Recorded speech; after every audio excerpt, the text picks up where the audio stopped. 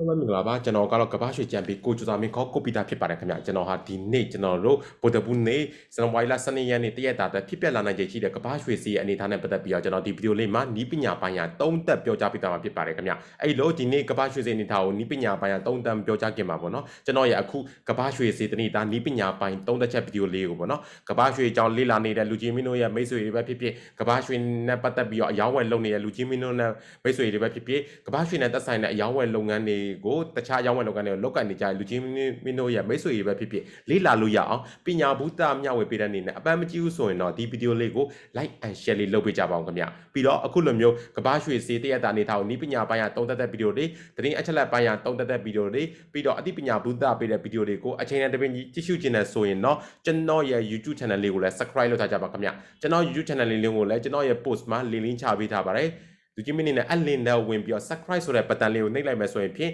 လူကြီးမင်းတို့ YouTube သုံးတဲ့အခါတိုင်းကျွန်တော် YouTube မှာတင်ထားတဲ့ဗီဒီယိုတွေကိုအရင်ဆုံးတွေ့မြင်ရမှာဖြစ်ပါတယ်ခင်ဗျတကယ်လို့လူကြီးမင်းက YouTube မသုံးဘူး Facebook ကိုပေါ်ကနေပဲကျွန်တော်ရဲ့ဗီဒီယိုတွေကိ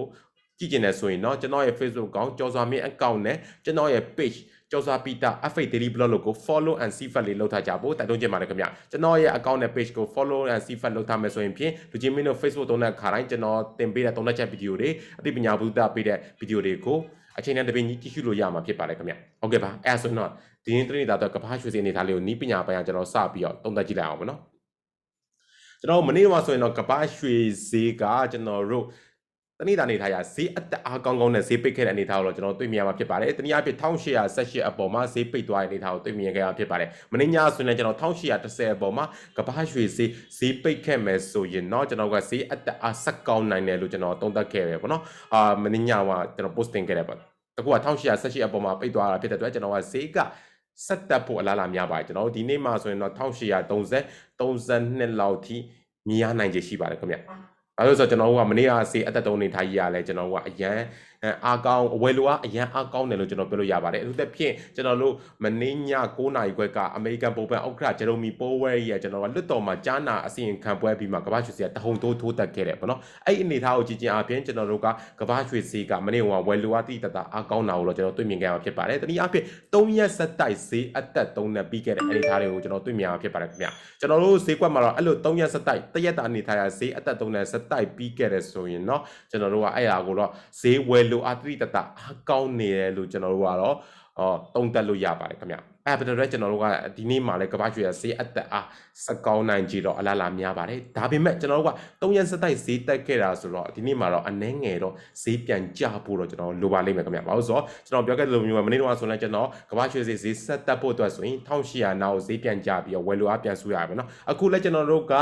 ဈေးဆက်တက်ဖို့အတွက်တနည်းအားဖြင့်ကျွန်တော်တို့ကအပေါ်ဘက်ကဈေးတက်ဖို့အဟံတာဈေးတက်တွေကိုဖောက်တက်ဖို့အတွက်ကတော့ကျွန်တော်တို့ကအောက်ကိုဈေးပြန်ကျပြီးတော့ဝယ်လိုအားပြန်စုဖို့တော့ကျွန်တော်အမြင်ရတော့လိုပါလိမ့်မယ်ခင်ဗျအဲ့ဆိုတော့ကျွန်တော်ဘယ်လောက်ထိဈေးကျမလဲကျွန်တော်တစ်ချက်သုံးသပ်ကြည့်လိုက်အောင်မနော်ကျွန်တော်ရဲ့ဈေးနှုန်းသဘောတရားအမြင်ကတော့ဒီနေ့မှာကမ္ဘာ့ရွှေဈေးကကျွန်တော်1800 1810လောက်ထိဈေးပြန်ကျနိုင်ကြအလားအလာလေးတွေ့နေရပါတယ်အဲ့လောက်ထိဈေးပြန်ကျပြီးเนาะကမ္ဘာ့ရွှေဈေးကဈေးပြန်ဆက်ပြီးတော့ပြန်ကန်တက်မယ်ပေါ့နော်ပြန်ကန်တက်ပြီးဘယ်လောက်ထိသွားနိုင်လဲဆိုတော့ကျွန်တော်အမြင်ဆို1833နှစ်အဲ့ဈေးတန်းစုံကိုကျွန်တော်အရင်ကမဖောက်တက်နိုင်ခဲ့နဲ့ကျွန်တော်အဲ့ဒီဈေးတန်းစုံကိုတွားပြီးတော့စမ်းတက်နိုင်ကြအလားလာများပါတယ်ခင်ဗျကျွန်တော်1833နှစ်ဈေးတန်း1833နှစ်ကြာဈေးတန်းစုံကတော့ခဏခဏကျွန်တော်တို့တွားစမ်းပင်နဲ့လည်းမဖောက်တက်နိုင်ခဲ့တာကိုကြာပါပြီကျွန်တော်တို့ဘယ်လကလေးရလဲဆိုတော့ကျွန်တော်တို့က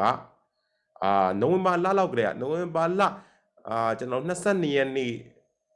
တုန်းကနောက်ဆုံးထားပြီးတော့ကျွန်တော်တို့1832ဈေးတန်းအပေါ်ဈေးတန်းကိုကျွန်တော်မြင်ခဲ့ရဖြစ်ပါတယ်အဲ့ဆိုတော့2လနီးပါးလောက်ကျွန်တော်တို့ရှိနေတလခွဲ2လနီးပါးလောက်ရှိနေပြီလို့ပြောလို့ရပါတယ်အဲ့ဖြစ်တဲ့အတွက်ကျွန်တော်ကဒီတစ်ခါ1832အပေါ်ဖောက်တိုင်ရင်เนาะကျွန်တော်1850လောက်ကတော့ပြေးမလဲပါခင်ဗျအဲ့ဖြစ်တဲ့ကျွန်တော်ဟိုးပတ်တော့ကျွန်တော် post တင်ခဲ့ရပါတော့ဒီတစ်ခါကဘာရွှေဈေးပြန်တက်ရင်เนาะ1850လောက်ထိအသာလေးတွားလိုက်မယ်အဲ့ဒါကျွန်တော်1850ဈေးတန်းကိုတော့မကြခင်မြင်အောင်အလားလာများပါတယ်ဒါပေမဲ့ဒီနေ့အတွင်းဖြစ်ချင်မှဖြစ်ပါလိမ့်မယ်ဒီတစ်ပတ်အတွင်းဖြစ်နိုင်ကြတော့ရှိပါတယ်အဲ့ဒါကျွန်တော်တို့ကလက်ရှိကဘာရွှေဈေးအနေထားကျွန်တော်1800ဒီနေ့တနေ့တာတော့1819လောက်ထိဈေးပြန်ဆွဲချနိုင်ပြီးတော့ဝယ်လိုအပ်ပြန်စုနိုင်တဲ့အနေထားတွေ့ရပါတယ်ဒီထက်ပို့ပြီးတော့ဆွဲချမယ်ဆိုရင်တော့ကျွန်တော်မနေ့က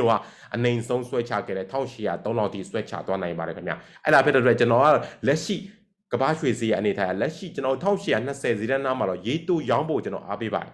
ရေတို့ရောင်းဖို့အားပေးပါတယ်ကျွန်တော်ကတော့ပြန်ဝယ်မယ်ဆိုရင်တော့1810 17စနစ်1890စီးတန်းဝင်ကျင်မှာတော့ကျွန်တော်ပြန်ဝယ်မှာဖြစ်ပါတယ်ခင်ဗျဟုတ်ကဲ့ပါအဲ့လောက်စီးတန်းမှာတော့ကျွန်တော်ပြန်ဝယ်ဖို့မှတ်ထားပါဒါဒီ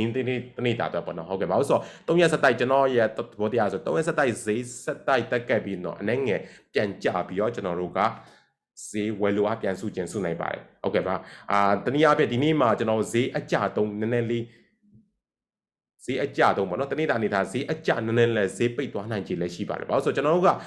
ကမ္ဘာရွှေတဲ့ဈေးနှုန်းသဘောတရားကိုလေ့လာကြည့်မှဆိုရင်စတိုက်တက်ပြီးဆိုရင်အနေငယ်တော့ပြန်ကြပေးရတယ်ပေါ့နော်အဲ့ဒါဖြစ်တဲ့ဒီနေ့မှာလည်းဈေးအကြတုံးအနေငယ်တော့ပြီးနိုင်ခြေအလားလာတော့များပါတယ်ဒါမဲ့လည်းကျွန်တော်တို့ကဈေးဆက်တက်မှဆိုရင်တော့1832လောက်ကတော့ကျွန်တော်တို့ ACC တွန်းနိုင်တဲ့အနေအထားမျိုးလည်းတွေ့ရပါတယ်အဲ့ဒါဖြစ်တဲ့ကျွန်တော်တို့ကတော့ဒီနေ့တာအနေထားကိုကျွန်တော်ကဈေးအနေငယ်ဈေးတက်မှဆိုရင်တော့မှဈေးက1830စနစ်လောက်ထိပြန်ကြပြီးမှဈေးပြန်ကန်တက်မယ်လို့ကျွန်တော်သုံးသပ်ထားပါတယ်အဲ့ဒါဖြစ်တဲ့အောက်မှာအယောင်းအော်ဒါကြံခဲ့တဲ့လူတွေကဘာရွှေထွေးတာရှိနေတဲ့1800စနစ်39တွေမှာကျွန်တော်ပိတ်ထားဖို့ကျွန်တော်တို့အကြံပြုချင်ပါတယ်ခင်ဗျကျွန်တော်အရင်တောက်လျှောက်ပြောကြလို့ပဲတနေ့တာပိတ်ဈေး1800အပေါ်မှာပိတ်သွားပြီးဆိုရင်ဖြင့်ကျွန်တော်တို့ကဘာရွှေဈေးကရေတိုဈေးအတက်လာရစပြီးဖြစ်တာမို့လို့ကျွန်တော်ကတော့အယောင်းတွေကိုတတိထားစေချင်ပါတယ်ခင်ဗျအယောင်းဟောတာရှိရဆိုရင်1830နောက်ဝန်းကျင်မှာကျွန်တော်ပိတ်ထားဖို့အကြံပြုချင်ပါတယ်ခင်ဗျဟုတ်ကဲ့ပါဒါတော့နီးပညာပိုင်းကကျွန်တော်သုံးသက်ချက်လေးပေါ့နော်ဒီနေ့တနေ့တာတော့ကဘာရွှေဈေးရကျွန်တော်နီးပညာပိုင်းရပေါ့နော်ဈေးတက်ဖို့အဟန္တာဈေးတန်းကတော့ကျွန်တော်လက်ရှိအနည်းဆုံးအနေနဲ့တော့1823ဈေးတန်းရှိပါမယ်ခင်ဗျ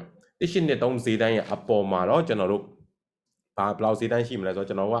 1832ဈေးတန်းလေးရှိပါမယ်1823ဈေးတန်းအပေါ်ဖောက်တိုင်တော့1832နဲ့1832ဈေးတန်းရဲ့အပေါ်မှာတော့ကျွန်တော်တို့1840ဈေးတန်းရှိပါမယ်ခင်ဗျ1840ဈေးတန်းရှိပါမယ်ဒါတော့ကျွန်တော်ဈေးတက်ဖို့အန်ဒါဈေးတန်းကျွန်တော် resistance ဈေးတန်းနေဖြစ်ပါတယ်အဲ့ထဲမှာအဓိကစောင့်ကြည့်ရမယ် resistance ဈေးတန်းကတော့1832ဖြစ်ပါတယ်ခင်ဗျ1832ဈေးတန်းဖြစ်ပါတယ်1832ဈေးတန်းကိုဖောက်တက်သွားမယ်ဆိုရင်ပြင်ကမ္ဘာရွှေဈေးရတော့နီးပညာပိုင်းရတော့ရေတကွန်ပေါ်ကစီကြလာတဲ့ရေလိုမျိုးအရှိန်ပြင်းပြင်းနဲ့ကျွန်တော်တို့ဈေးဆက်တက်ဖို့အလားလာများပါတယ်ခင်ဗျအောက်ဘက်မှာဈေးကျဖို့အနာဈေးတန်းနေတာကျွန်တော်တို့1818ဈေးတန်းရှိမယ်ပြီးရင်1809ဈေးတန်းရှိမယ်1809ဈေးတန်းမှာမနေ့ကကျွန်တော်တို့ဈေးမဖောက်ကြခံတဲ့1803ဈေးတန်းရှိပါမယ်ခင်ဗျဒါတော့ကျွန်တော်ကဈေးကျဖို့အနာဈေးတန်းဆက်ဖို့ဈေးတန်းနေတယ်ပေါ့နော်ကျွန်တော်အဲ့ဒီထဲမှာအဓိကစောင့်ကြည့်ရမယ်ဈေးကျဖို့အနာဈေးတန်းဆက်ဖို့ဈေးတန်းကတော့ကျွန်တော်1803ဈေးတန်းလေးဖြစ်ပါတယ်ခင်ဗျ1803ဈေးတန်းကိုကျွန်တော်ဖောက်ကြခဲ့မယ်ဆိုရင်เนาะကျွန်တော်တို့ပြီးခဲ့တဲ့ကျွန်တော်တို့ဆိုကြပါပြီးခဲ့တဲ့ကျွန်တော်တောက်ကြနေလို့ဘာလို့မြင်ခဲ့ရနန်းဖန်ပေးလို့မထက်ကင်တော့မြင်ခဲ့ရတယ်1990ဈေးတန်းနေနန်းဖန်ပေးလို့ထွက်ပြီးမှမြင်ခဲ့ရတယ်1990 1988ဈေးတန်းတွေကိုကျွန်တော်မြင်ရဖို့အလားလာလေးများပါလိမ့်မယ်ခင်ဗျဟုတ်ကဲ့ပါအဲ့ဒါဖြစ်တဲ့အတွက်ကျွန်တော်တို့ကတော့ဒီနေ့စောင့်ကြပါဈေးတန်း1803နဲ့1803ဈေးတန်းဖြစ်ပါတယ်ခင်ဗျ1803နဲ့အပေါ်ဖောက်တိုင်ရင်ဈေးဆက်တက်ဖို့အလားလာများပြီးတော့1803အောက်ဖောက်ကြရင်เนาะဈေးစက်ကြောက်လာများပါတယ်ဟုတ်ပြီကျွန်တော်အဲ့ဒီ1803နဲ့1833ကိုဖောက်တက်ဖောက်ကြောက်ကိုဘယ်လောက်အချိန်တိုင်းတာကြည့်ရမလဲကျွန်တော်တို့ပုံမှန်အားဖြင့်ဆိုတော့အချိန်တနာရီအတိုင်းတာနဲ့စောင့်ကြည့်လို့ရပေမဲ့ဒီကာလမှာတော့ကမ္ဘာရွှေဈေးကဖောက်တက်တောင်ပြူတာဖောက်ကြတောင်ပြူတာတနည်းအားဖြင့် fake တွေပြနေတဲ့အနေအထားတွေတွေ့ရတာမို့ကျွန်တော်ကတော့ဖြစ်နိုင်မယ်ဆို4နာရီအတိုင်းတာနဲ့စောင့်ကြည့်ရတော့ပို့ပြီးတော့စိတ်ချမယ်အနေအထားမျိုးဖြစ်ပါတယ်ခင်ဗျဟုတ်ကဲ့ပါပြီးတော့ဒီနေ့တနေ့တာပေါ့နော်ဒီတနေ့တာရဲ့အပိတ်စိနီးပညာပိုင်းอ่ะပေါ့နော်1830အပေါ်မှာဈေးပိတ်ခဲ့မယ်ဆိုရင်တော့ကျွန်တော်တို့ကတော့ဒီတစ်ပတ်တွင်မှာ1850 60ဈေးတန်းကိုမြင်ရဖို့ကတော့နီးပညာပိုင်းကတရားတလောက်ရှိနေပြီးတော့ဒီနေ့တနေ့တာပိတ်ဈေးကကျွန်တော်တို့1803အောက်မှာဈေးပိတ်ခဲ့မယ်ဆိုရင်တော့ကျွန်တော်နီးပညာပိုင်းကတော့ကမ္ဘာရွှေဈေးကိုကျွန်တော်မကြခင်မှာ190 188ဈေးတန်းတွေကိုမြင်ရဖို့ဟိုကတော့အလားလာများနေပါပြီခင်ဗျဒါမှမဟုတ်လည်း1833နဲ့1833နှစ်ကြားမှာပဲဈေးပိတ်ခဲ့မယ်ဆိုရင်တော့ကျွန်တော်နောက်ရက်တွေမှာတော့ကမ္ဘာရွှေဈေးကွက်အခြေအနေပြောင်းလဲမှုပေါ်မူတည်ပြီးတော့ဈေးကွက်ရဲ့လာရလေးကပြောင်းလဲမှုရှိနိုင်ပါတယ်ဈေးကွက်လာရထူးခြားခြားပြောင်းလဲမှုမရှိဘူးဆိုရင်တော့1833နဲ့1833နှစ်ကြားမှာပဲဈေးအသက်ကျပြင်းနေဖို့အလားလာများနေပါပဲခင်ဗျဟုတ်ကဲ့ပါလက်ရှိကျွန်တော်ကမ္ဘာရွှေဈေးကိုကျွန်တော်ဒီဇင်ဘာလကတည်းကကျွန်တော်စောင့်ကြည့်မယ်ဆိုကမ္ဘာရွှေဈေးရဲ့ range ကတိတိတသားကြီးပြောင်းလဲခြင်းတော့မရှိသေးပါဘူးအပေါ်ဘက်ဆို1833နှစ်အောက်ဘက်ဆိုအလုံးစုံကျွန်တော်160ဒီကြားထဲပဲပြင်းနေတာပေါ့နော်160 183နှစ်ဆိုတော့စုစုပေါင်း82ပစ်ကြာကွာဝေးမဲ့ပြင်းနေရဖြစ်ပါတယ်ဒါပေမဲ့ကျွန်တော်ဒီဇန်နဝါရီလထဲမှာတော့1830နှစ်အပေါ်ပဲဖြစ်ဖြစ်160အောက်ပဲဖြစ်ဖြစ်တခုခုတော့မြင်အောင်များပါတယ်ကျွန်တော်ရဲ့အမြင်အားဆိုရင်တော့ကျွန်တော်183နှစ်အပေါ်ကိုမြင်ရဖို့တော့ကျွန်တော်ပို့ပြီးတော့အလေးပေးပါတယ်183နှစ်အပေါ်ကိုမြင်ရဖို့က80ရာခိုင်နှုန်းလောက်ရှိပါတယ်160အောက်မြင်ရဖို့ကကျွန်တော်ကတော့30ရာခိုင်နှုန်းလောက်ပဲရှိတယ်သုံးသပ်ထားပါတယ်အဲ့ဒါဖြစ်တဲ့အတွက်ကျွန်တော်လက်ရှိမှာတော့ကမ္ဘာရွှေဈေးကိုကျွန်တော်တို့ကဈေးကြရင်ကြတဲ့လောက်ဝယ်ရမယ့်အနေအထားမျိုးဖြစ်ပါတယ်ဒါပေမဲ့ကျွန်တော်ဒါနီးပညာပိုင်းရ နီးပညာပိုင်းနဲ့အခြေအနေအနေထားအရကျွန်တော်ဈေးနှုန်းသဘောတရားအရတုံးသက်ထားခြင်းဖြစ်တဲ့အတွက်ကျွန်တော်ကမိုင်းနန်ချေရှိကြောင်းကိုလည်းကျွန်တော်အသိပေးလိုပါတယ်ခင်ဗျဒီနေ့တနေ့တာတော့ကျွန်တော်ကဘာရွှေဈေးကိုပေါ့နော်နီးပညာပိုင်းအရောင်းဝယ်လုပ်ဖို့အကြိုက်တွေ့မိတဲ့ဈေးတန်းလေးကတော့ကျွန်တော်1823တောင်ဝန်းကျင်မှာကျွန်တော်ရောင်းပါမယ်1815ဈေးတန်းမှာကျွန်တော်အမြတ်ပိုင်းပါမယ်ခင်ဗျအရှုံးပိုင်းမဲ့ဈေးတန်းကတော့ကျွန်တော်1828လောက်မှာအရှုံးပိုင်းပါမှာခင်ဗျဟုတ်ကဲ့ပါအဝယ် order သက်ဆိုရင်တော့ကျွန်တော်1810နဲ့7နှစ်ကြာမှာကျွန်တော်ဝယ်ဖို့အားပေးလိုပါတယ်1803လောက်မှာကျွန်တော်တို့အရှုံးပိုင်းပါအမြတ်ပိုင်းရမဲ့ဈေးတန်းကတော့ကျွန်တော်1830လောက်မှာအမြတ်ပိုင်းပါခင်ဗျဒါကတော့ကျွန်တော်တို့နီးပညာပိုင်းကကျွန်တော်အယောင်းဝယ်လုပ်ဖို့အကြိုက်တွေ့မိတဲ့ဈေးတန်းလေးတွေဖြစ်ပါတယ်လူချင်းများကျွန်တော်နီးပညာပိုင်းကအယောင်းဝယ်လုပ်ဖို့အကြိုက်တွေ့မိတဲ့ဈေးတန်းလေးအတိုင်းမဟုတ်ဘဲနဲ့နီးပညာပိုင်းကပိုင်မှအယောင်းဝယ်လုပ်ချင်တယ်ဆိုရင်တော့1832အပေါ်ဖောက်တက်သွားရင်ဝယ်လို့ရပါတယ်ကျွန်တော်တို့1840 42လောက်မှာအမြတ်ပိုင်းမှာအရှုံးပိုင်းမဲ့ဈေးတန်းကတော့1829လောက်မှာအရှုံးပိုင်းပါခင်ဗျအဲ့လိုပဲကျွန်တော်1803ဈေးတန်းအောက်ကိုဖောက်ကျသွားပြီဆိုရင်တော့ရောင်းလို့ရပါတယ်ကျွန်တော်1993လောက်မှာအမြတ်ပိုင်းပါအရှုံးပိုင်းမဲ့ဈေးတန်းက1800လောက်မှာအရှုံးပိုင်းပါခင်ဗျအဲ့လို1803နဲ့1803နှစ်ကိုဒီနေ့အတင်ဖောက်တက်ဖောက်ကြကိုတော့ကျွန်တော်ခုနပြောခဲ့လို့မျိုးပဲ4နာရီအတိုင်းတာနဲ့တော့စောင့်ကြည့်ဖို့တော့လိုပါလိမ့်မယ်ခင်ဗျပြီးတော့ဒီနေ့ညမှာကျွန်တော်ကဘာရွှေဈေးတက်ကြပေါ့တယောက်မှုရှိတဲ့သတင်းဒေတာတွေကဘာဒေတာတွေထွက်ဖို့ရှိလဲကျွန်တော်တစ်ချက်လေ့လာကြည့်အောင်ဖြစ်ပါတယ်ဒီနေ့ညမှာတော့အမေရိကန်နိုင်ငံရဲ့ကျွန်တော်တို့က inflation ငွေကြေးဖောင်းဖောင်းမှုအတွက်အရေးပါတဲ့ data တစ်ခုဖြစ်တဲ့ည8နာရီဗမာစံတော်ချိန်ည8နာရီပါမနော်ကျွန်တော်တို့အမေရိကန်နိုင်ငံရဲ့